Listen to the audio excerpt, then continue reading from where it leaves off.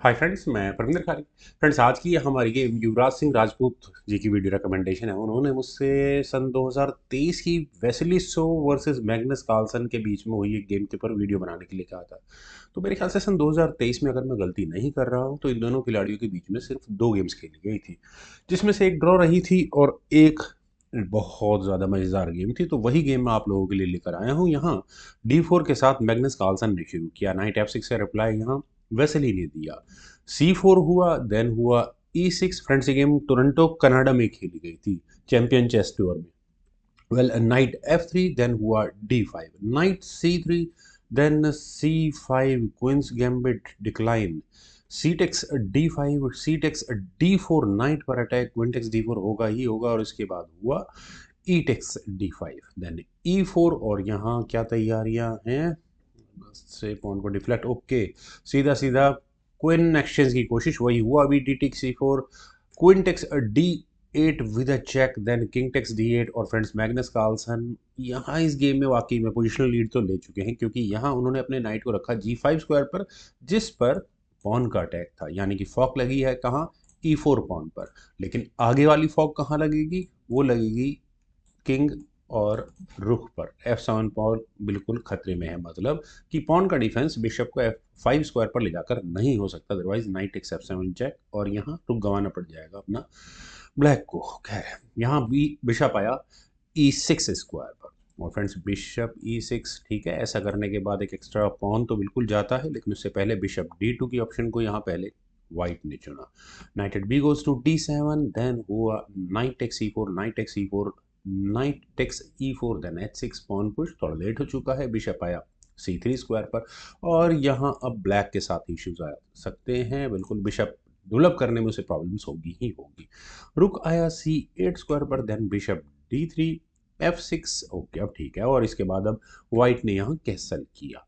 King आया E8 square पर, bishop E2। और फ्रेंड्स, बिशप का E2 स्क्वायर पर आना किस तरह की चेक देगा, लेकिन हाँ, बिशप बीच में लग जाएगा, कोई इशू ज़्यादा होगा नहीं। खैर, king F7, king F4, sorry, white ने यहाँ किया। बिशप से I check, night takes C5, rook takes C5, then rook attack goes to D1। I don't think कोई इश्यूज हैं। खैर, वेसेली ने अपने नाइट को लिया B6 स्क्वायर पर। बिशप आया D4 स्क्वायर पर, रुक पर अटैक बना, तो ये रुक गया A4 स्क्वायर पर। और फ्रेंड्स, गेम का मूव नंबर है 20। मैं ये नहीं कहूँगा कि बहुत बुरी स्टेज है अभी फिलहाल रुक को बाहर निकालने के लिए, लेकिन फिर भी यहाँ मैग्नस कार्लसन ने इस रुक के वो पीछे पड़ चुके हैं बुरी तरह से। B4 हुआ, यहाँ रुक पर अटैक बना। और फ्रेंड्स, कितने लोगों में से आप लोग रुक टेक्स A2 की ऑप्शन को चुन रहे हैं? क्योंकि यहाँ से अगर ये गेम आगे बढ़ेगी तो पक्का रेजिग्नेशन तक बात पहुंच जाएगी। क्यों? बिशप से आएगी चेक। इस चेक से बचने के लिए आइदर आप चाहें जी पॉन पुश भी कर सकते हैं। खैर, किंग अगर G8 स्क्वायर पर जाता है तो बिशप टेक्स B6, और उसके बाद यहाँ आपको ये रुक की चेक भी नजर आ गई होगी, बिल्कुल आ गई होगी। A टेक्स B6 होने के बाद होगा F5, बिशप पर अटैक बनेगा। और ऑब्वियस है, व्हाइट की कोशिश क्या रहेगी कि ब्लैक अपने बिशप को F7 स्क्वायर पर लेकर आए, ताकि व्हाइट यहाँ एक चेक दे और बिशप को अनडिफेंडेड करवा सके। अब क्या करना चाहिए?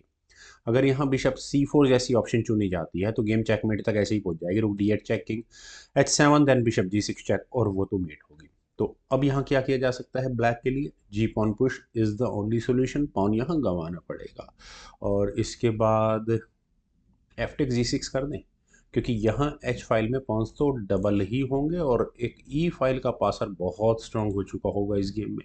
जी टेक्स F5 हो जाता है, कोई दिक्कत नहीं है, रुकाएगा D7 स्क्वायर पर, किंग को ही मूव करना पड़ेगा। और उसके बाद यहाँ इस F6 पॉन को आराम से ले लो, कोई प्रॉब्लम ही नहीं है उसमें। रुक टेक्स B7 भी अवेलेबल है।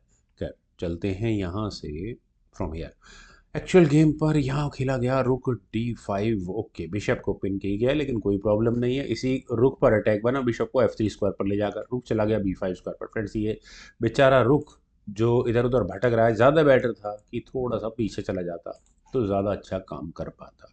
लेकिन यहाँ हुआ बिशप C5, और बिशप के C5 स्क्वायर पर आने के बाद आप इस रुक की पोजीशन को देखिए, जो कि ऑलमोस्ट फंस चुकी है।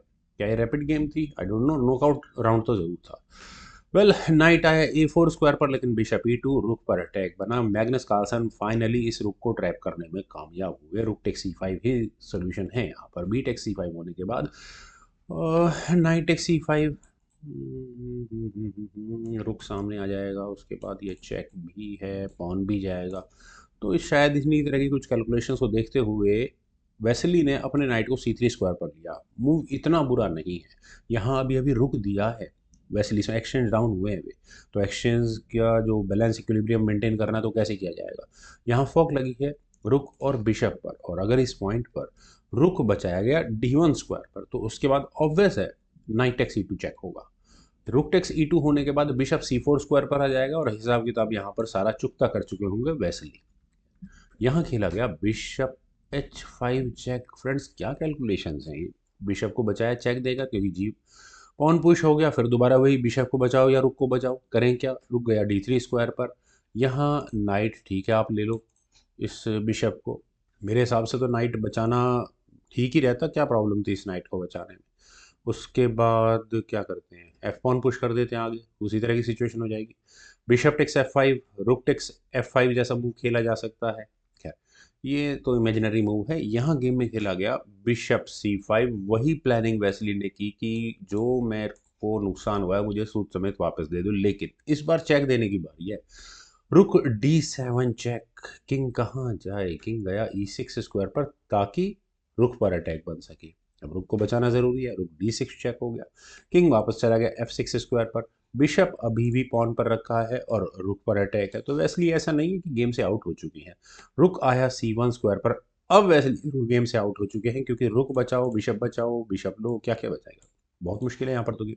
अगर यहाँ जी टेक्स H5 की ऑप्शन को चुना जाए तो प्रॉब्लम क्या है, रुक टेक्स C3 होगा। एच फाइल में पाउंस हो चुके होंगे डबल, एक्सचेंज का मामला फेवर में होगा मैग्नस कार्लसन के, बिशप बच जाएगा B5 स्क्वायर पर चलते हैं एक्चुअल गेम पर। यहाँ खेला गया नाइट E4।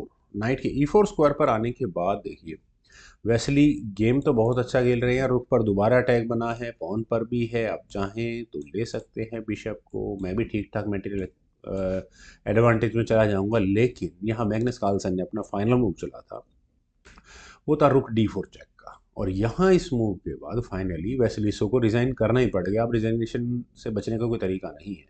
आप देखिए अब फॉक कहाँ है, बिशप और नाइट पर।